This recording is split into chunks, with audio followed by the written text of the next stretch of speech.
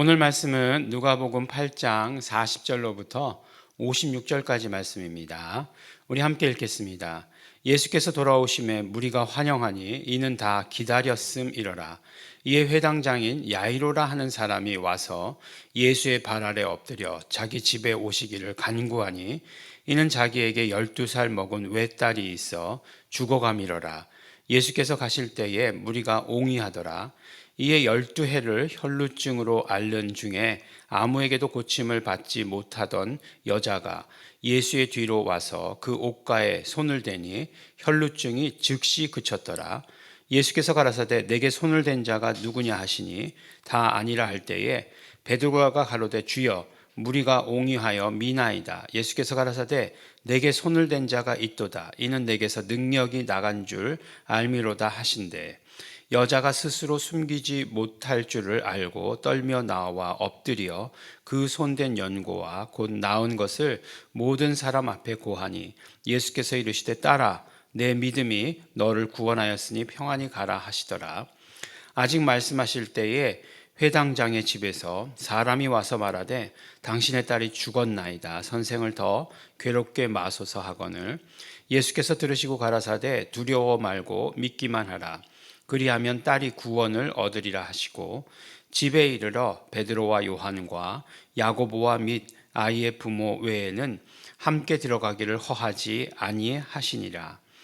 모든 사람이 아이를 위하여 울며 통곡하며 예수께서 이르시되 울지 말라 죽은 것이 아니라 잔다 하시니 저희가 그 죽은 것을 아는 고로 비웃더라. 예수께서 아이의 손을 잡고 불러 가라사대 아이야 일어나라 하시니 그 영이 돌아와 아이가 곧 일어나거늘 예수께서 먹을 것을 주라 명하신데 그 부모가 놀라는지라. 예수께서 경계하사 이 일을 아무에게도 말하지 말라 하시니라. 아멘. 네, 오늘 말씀을 보면 이제 우리가 잘 아시는 대로 죽은 자를 살리신 이적이 기록되어 있습니다. 누구죠? 바로 야이로, 회당장 야이로의 딸입니다. 이 회당장 야이로의 딸을 살리신 이 이적, 그러니까 예수님께서 공생의 가운데 복음서역 가운데 사람을 살리신 것이 세 사람이 있죠. 우리가 이미 한 사람은 보았죠. 누구죠? 나인성 과부의 아들, 거긴 또 외아들이죠. 여긴 또 야이로의 딸이에요. 그 다음에 우리가 잘 아는 대로 요한복음 11장에 기록된 나사로, 우리 찬양으로도 나와 있기 때문에 잘 알죠. 죽은 나사로가 살아났다네. 뭐 그렇다고 해서 또 이것도 찬양이 없느냐? 뭐 있죠. 달리다굼 일어나라. 뭐 이렇게 이렇게 약간 이렇게 트로트 같은 멜로디의 찬양 있지 않습니까? 네. 근데 그런 것 되게 보통 교회에서 좋아하시더라고요. 개인적으로 이제 제가 이제 그런 스타일의 찬양을 좋아하지 않으니까 이제 우리 교회에서는 잘 하지 않게 되는데, 네, 어쨌든 그렇습니다.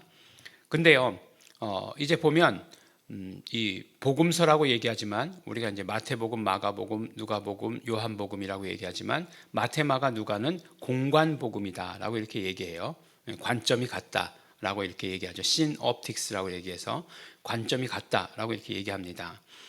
근데 그 공관복음에 다 기록되어 있는 그 죽은 자를 살리신 이야기가 바로 오늘 회당장 야이로의 딸을 살리신 이야기예요.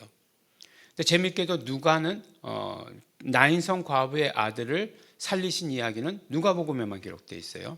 또 나사로를 살리신 이야기는 요한복음에만 기록되어 있고, 그러니까 마태, 마가, 누가 공통적으로 누구를 살리신 이야기의 기록을 써놓은 것은 이 이야기다라고 하는 것이에요. 공통된 이야기다. 그 사복음서에 모두가 다 기록된 이적의 이야기는 오병이어의 이적의 이야기라고 이렇게 말씀드리지 않았습니까?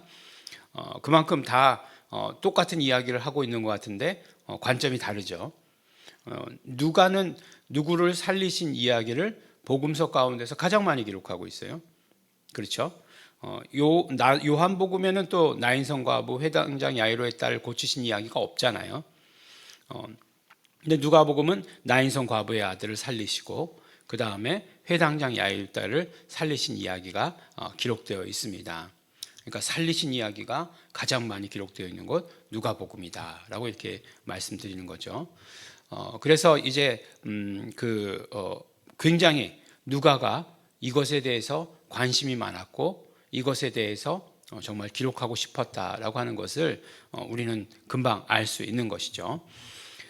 그런데 이제 이 이야기를 보면 이 이야기 가운데 이제 예수님께서 돌아오셨다라고 이렇게 얘기하잖아요. 예수님께서 어디 갔다 돌아오셨나요?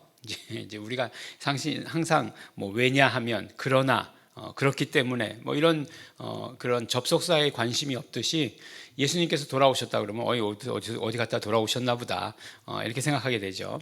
근데 예수님께서 우리 어제 말씀 거라사 지방에 갔다가 돌아오셨죠.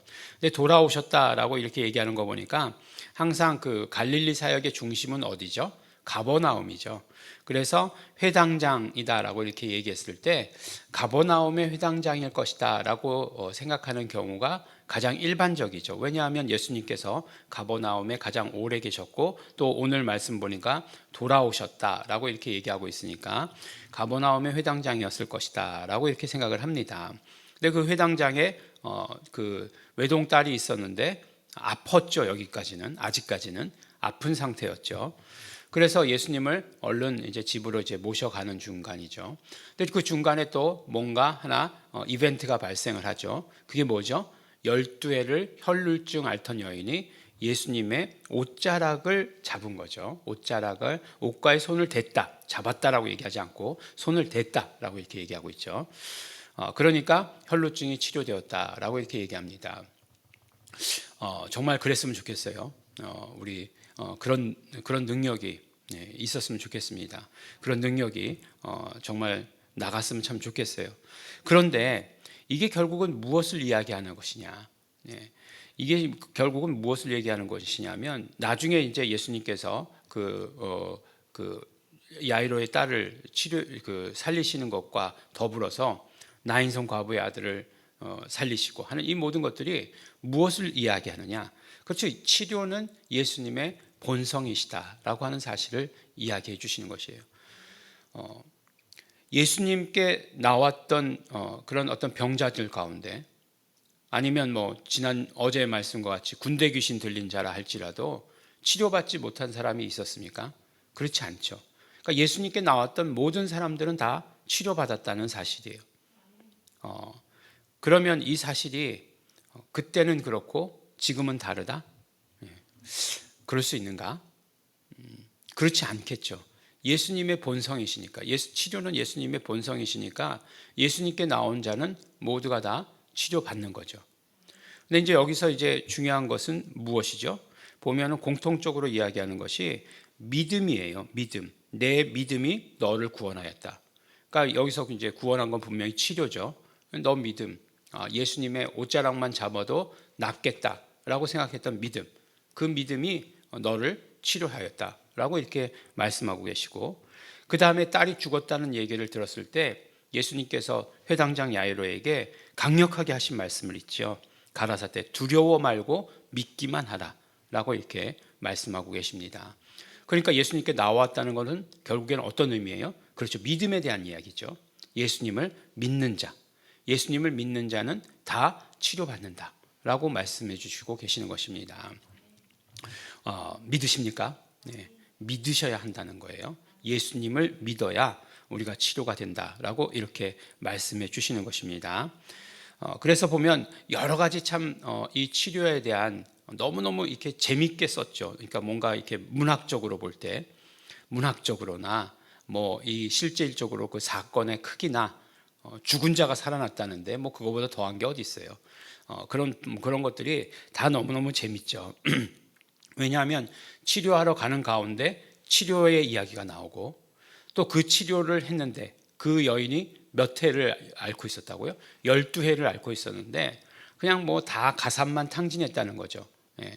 치료는 받지 못하고 뭐 좋다는 사람, 용하다는 사람 다 돈 들여가지고 갔더니만 있는 것까지 다 없어지고 몸은 몸대로 치료되지 않고 그렇게 됐다는 거잖아요. 근데 이 여인이 앓기 시작한 지가 12해고 그 다음에 이 소녀의 나이가 12살이잖아요. 그래서 이제 그런 것들을 정말 이렇게 정확하게 이렇게 딱딱 맞추면서 이 12해를 앓던 여인도 치료받았으니 12살인 너희 딸도 분명히 회복될 것이다, 일어날 것이다 라고 이렇게 말씀해 주신 것이죠. 그래서 믿음의 이야기, 그 다음에 12이라고 하는 그 숫자를 가지고 어떤 이렇게 평행선을 그으면서 그 믿음의 이야기를 해주시고 계시는 것, 이것도 너무너무나 재미있습니다. 예수님께서 일어나라 라고 이렇게 얘기하셨죠. 아이야 일어나라, 소녀야 일어나라, 달리다 쿰이죠. 달리다 쿰. 예. 달리다가 소녀고 그 다음에 쿰, 일어나라 라고 이렇게 말씀하시는 거죠. 물론 뭐 오늘 누가복음에는 달리다 쿰이라고 하는 표현이 없습니다. 그렇지만 이건 이제 아람어죠. 아람어. 그러니까 히브리어가 있고 히브리어의 방언 같은 게 아람어죠. 아람어고 그때 당시 이제 아람어를 많이 사용했죠. 그래서 이제 성경의 아람어, 그때 사용하던 그런 아람어가 그대로 쓰인 경우가 많이 있죠. 특히 이제 치료하실 때 달리다 쿰, 그 다음에 에바다, 열려라, 귀를 열어주실 때, 듣게 하실 때 에바다, 뭐 이렇게 하신 거 다 이 아람어죠. 엘리 엘리 라마 사박다니, 다 이런 것도 다 아람어가 되겠죠. 그대로 이렇게 기록해 놓은 것을 보게 됩니다. 네, 그래서 우리가 정말 오늘 말씀 제목과 같이 치료는 예수님의 본성이십니다. 예수님께 나오는 자, 예수님을 믿는 자 모두가 다 치료받습니다. 믿으시는, 무엇을 믿으시는? 예수님을 믿으시는, 더 구체적으로 우리 예수 이름을 믿으시는 성도 여러분들 되시기를 예수 이름으로 축원합니다. 기도하겠습니다. 하나님 아버지 감사합니다. 하나님 아버지, 우리 예수님께 나온 자 모두가 치료받는 것을 보고 우리도 치료받기를 소원하고, 하나님 아버지, 우리 정말 치료를 확신하고 감사합니다. 예수님을 믿는 믿음이 우리를 치료하시는 것을 우리가 보고 듣게 하여 주신 것 감사하고 감사합니다. 죽은 자도 살리신 오늘의 이적을 바라보며 우리의 모든 것들 회복되기를 소원하고 치료받기를 소원하고 강건하기를 소원합니다. 하나님 아버지 함께하여 주시옵소서. 감사드립니다. 예수님 이름으로 기도드렸습니다. 아멘. 그러므로 우리 시간에 기도하실 때 성령님, 우리가 예수 이름을 믿는 믿음을 갖게 하여 주시옵소서. 그래서 나는 예수 이름을 가지고 있는 자 되게 하여 주시옵시고, 그러므로 그 믿음 가지고 예수님 앞에 나올 때마다 치료받고 구원받고 생명 얻는 자 되게 하여 주시옵소서. 우리 다 같이 통성으로 기도하시겠습니다.